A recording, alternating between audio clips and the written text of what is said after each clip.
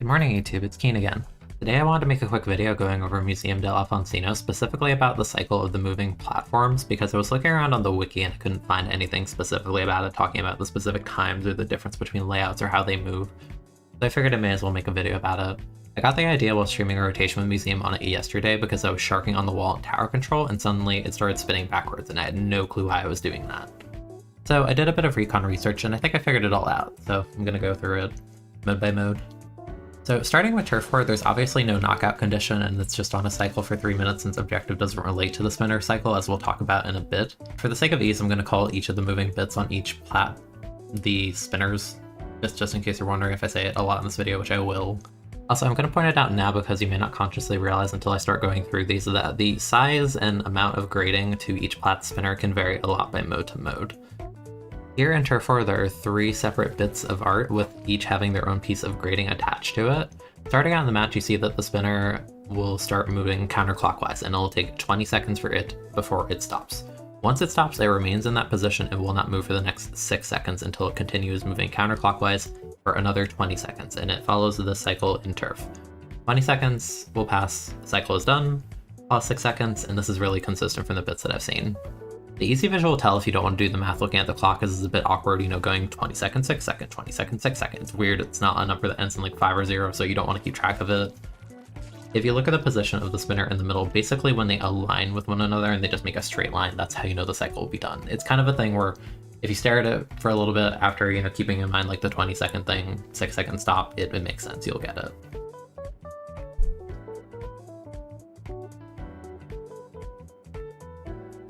So it's pretty simple here in Turf War, so let's move on to Splat Zones. So moving on to Splat Zones, the first difference you'll notice is unlike Turf War, where it has 3 bits of grading on the art piece on plat, it's actually down to 2, so there's a bit less of that.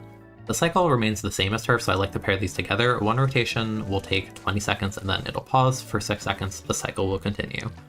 All the cycles I've been talking about will apply the same way to the middle platform of the map.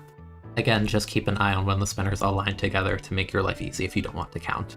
Also, one minor thing of note in zones compared to Turf is that there is a little bit of a square block in Turf War that is not present in zones, and one bit of the wall is no longer paintable, but essentially you can still jump onto enemy plots. Not a huge deal. This is a minor thing in case you're, squinting at it feeling like something's different. That's probably what you're thinking of.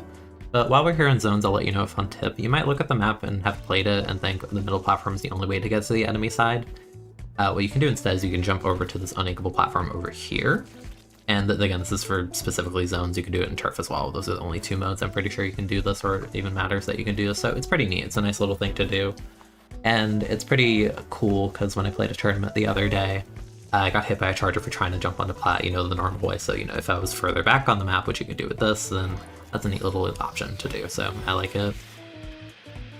So now I'm going to move on to the mode that confused me the most and got me wanting to make the video in the first place, tower control. To start, there are 2 parts to the art pieces on each plat, just like zones, very, very similar. But I would say that this mode has the strangest platform movement because it's the only one that's not tied to a timer. No. In this mode, if you recon, you'll notice the spinners don't move at all. That is until you get onto the tower and you wait a bit. Once you approach the first checkpoint, which is fairly, early on, you'll see that the middle platform, and only the middle platform, is rotating.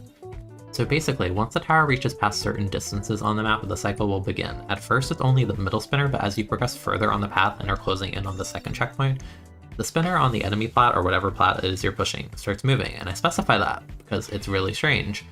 Only the side that's being pushed has the platforms move. The other one does not move at all, so it is completely dependent on the tower.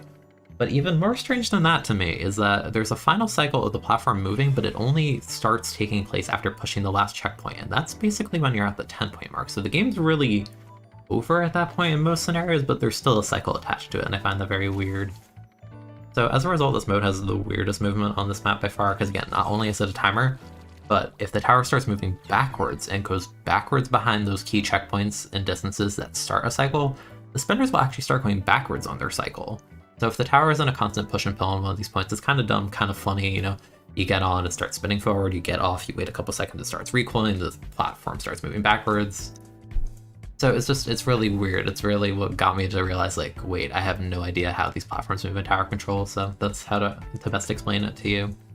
Also, while we're here in tower control, if you get to the top right part of the map, It feels like they didn't want you to make this specific jump because they elevated the height over here, but yeah, you don't really have to care. You can kind of just walk on the little like railing and make a kind of not too specific jump and you can get up here. So oops, kind of broke the map. Anyways, Clam Blitz. So I decided to save Clams and Rainmaker for last because the shape and layout of the spinners on Plat are pretty much the same and their cycles were pretty much the same, so it's much simpler than TC's weirdness. There is only one bit of grading accompanied by a smaller bit of block that you can also paint, but no grading on that. It's very, very tiny. So what is different here exactly outside of the way it's shaped? Well, first of all, the cycle begins counterclockwise as usual, but you'll notice the rotation on Rainmaker and Clam Blitz does not take 20 seconds before it stops. No, it is only 10 seconds. It'll still remain in place for 6 seconds as usual, but instead of continuing counterclockwise, what it actually does is it'll begin to rotate back to its original position. So essentially, in Clam Blitz and Rainmaker, there's only 2 states that the spinner takes. Your position, like call it position A, B, 1, 2, doesn't matter. Position 1, position 2, and you rotate between them. So that's all it does.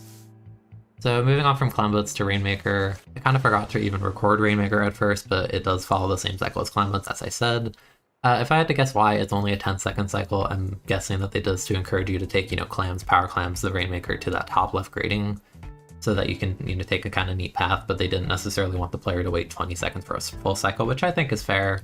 And they also probably only kept it to the 1 grading because they didn't want to have like 2 or 3 gradings like Turf War or Zones, so it was just super easy and super free and you can do it all the time. So, I get it, it's kind of neat.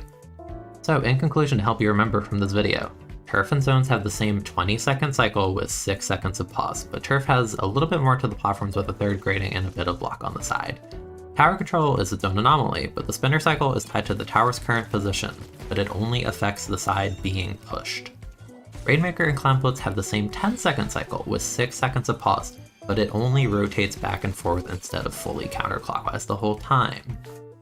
But that basically covers up Museum. If you learned something watching this video, then awesome, I did my job with it. If you enjoyed it, I'd love if you leave a like, I'd love if you subscribe, it only takes a second, you'll keep up to date on more videos like this, and it really helps me out, so I'd appreciate it.